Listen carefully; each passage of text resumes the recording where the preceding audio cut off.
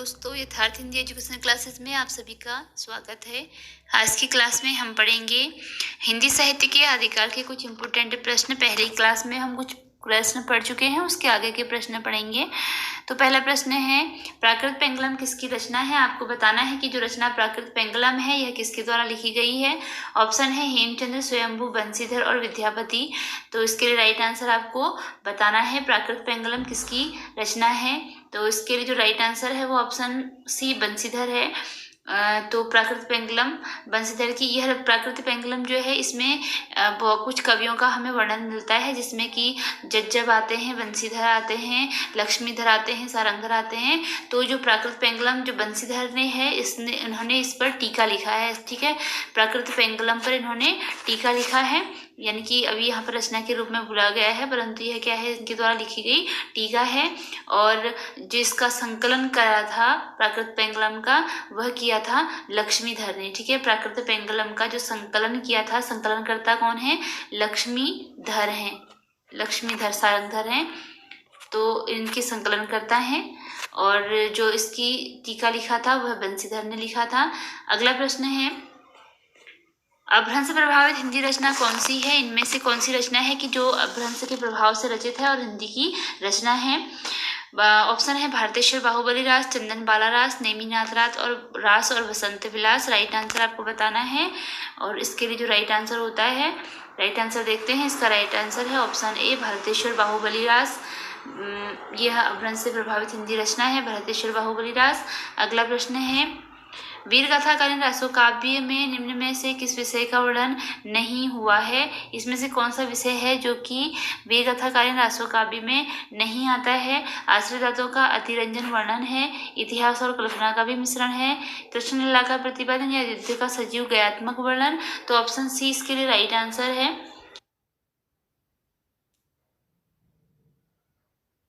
नहीं हुआ है। इसमें से कौन सा विषय है जो कि वीरगाथाकालीन रासो काव्य में नहीं आता है? आश्रय तत्वों का अतिरंजन वर्णन है, इतिहास और कल्पना का भी मिश्रण है, कृष्ण लीला का प्रतिपादन या युद्ध का सजीव गयात्मक वर्णन।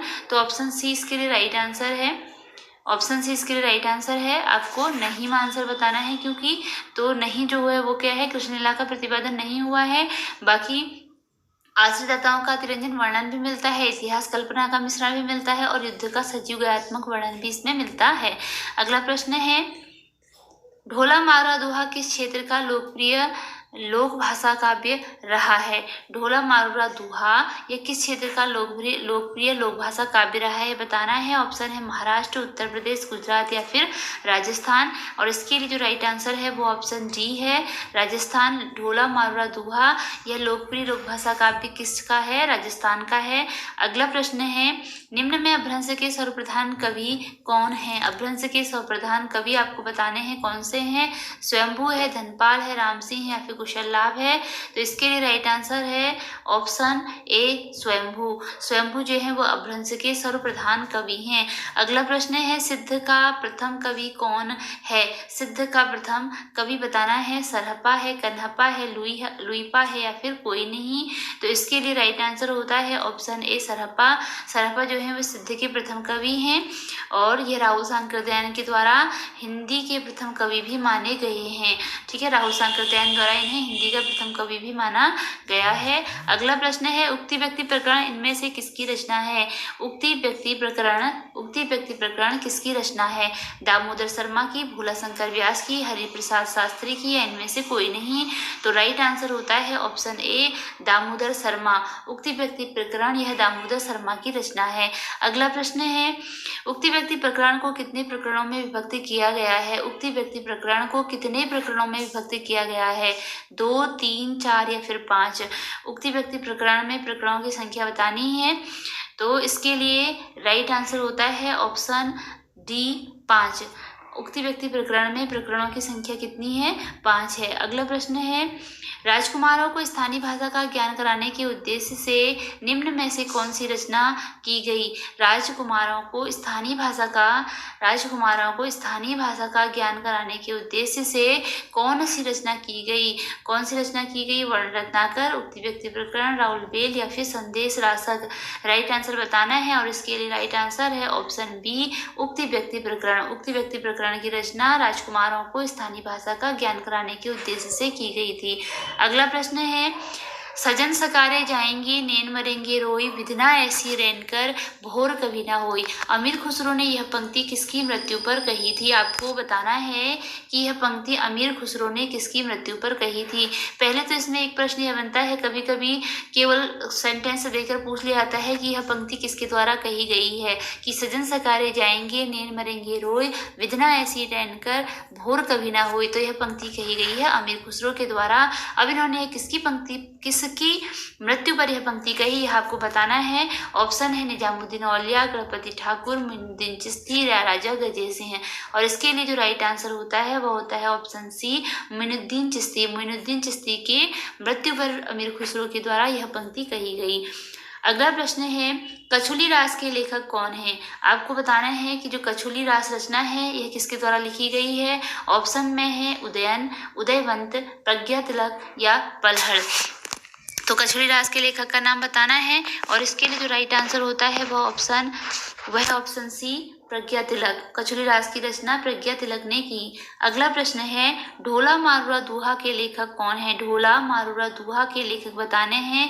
कलोल है, हेमचंद्र है, शालिभद्र है या फिर जिनधर्म सूरी हैं। तो ढोला मारूरा दोहा यह रचना है कलोल की। ठीक है, ढोला मारूरा दोहा यह रचना किसकी है? कलोल की। बहुत जगह पर आपको यह रचना कुशल लाभ की भी मिलती होगी, लेकिन कुशल लाभ ने, क्योंकि यह रचना पहले दोहा में लिखी गई थी, दोहा में लिखी गई रचना थी यह कलोल के द्वारा, और जो कुशल लाभ थे, कुशल लाभ ने इनमें चौपाइयों में इसकी रचना की थी। ठीक है, इसमें चौपाइयाँ और जोड़ी थी कुशल लाभ ने, तो इसलिए इसके आपको दो लेखक मिल सकते हैं। अभी हमारा यहाँ पर राइट आंसर होता है ऑप्शन ए, कलोल। अगला प्रश्न है, गोरी सोवे सेज पर मुख पर डारे केस पंक्ति किसकी है? आपको बतानी है यह पंक्ति किसकी है। गोरी सोवे सेज पर मुख पर डारे केस, यह पंक्ति किसके द्वारा कही गई है।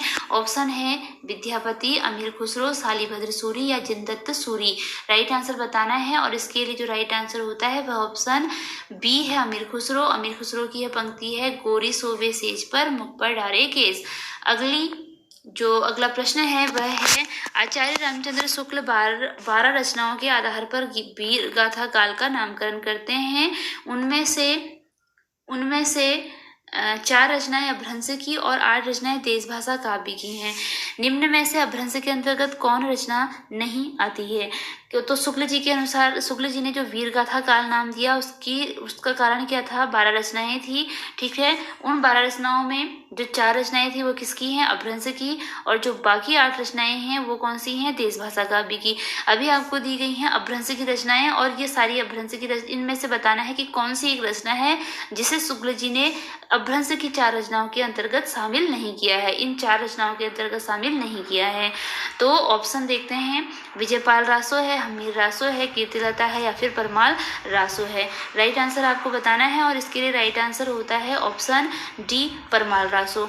तो अब देखिए, रामचंद्र शुक्ल जी ने कौन सी 4 रचनाएं थी जो कि अभ्रंश काव्य में मानी थी? उनमें एक तो विजयपाल रासो आती है, दूसरा हमीर रासो, तीसरा कीर्तिलता और जो चौथी रचना थी वह थी कीर्ति पताका। ठीक है, जो चौथी रचना थी वो कौन सी थी? कीर्ति पताका थी। विद्यापति की रचना है कीर्तिलता और कीर्ति पताका, तो चौथी रचना इनकी कीर्ति पताका थी जो कि अभ्रंश के अंतर्गत इन्होंने रखी थी और वीर गाथा काल मानने का जिसमें कारण था।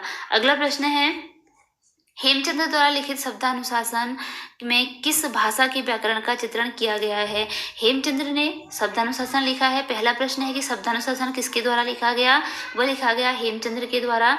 ये गलती से यहाँ पर प्रेमचंद्र आ गया है, तो ये प्रेमचंद्र नहीं है, यह है हेमचंद। तो किस किस भाषा के व्याकरण का चित्रण किया गया है? प्राकृत, अपभ्रंश, संस्कृत या अवधि? राइट आंसर आपको बताना है और इसके लिए राइट आंसर है ऑप्शन ए प्राकृत। ठीक है, ऑप्शन ए राइट आंसर है प्राकृत। इसी के साथ ये क्लास यहीं पर एंड होती है। मिलते हैं अगली क्लास में कुछ नए प्रश्नों के साथ।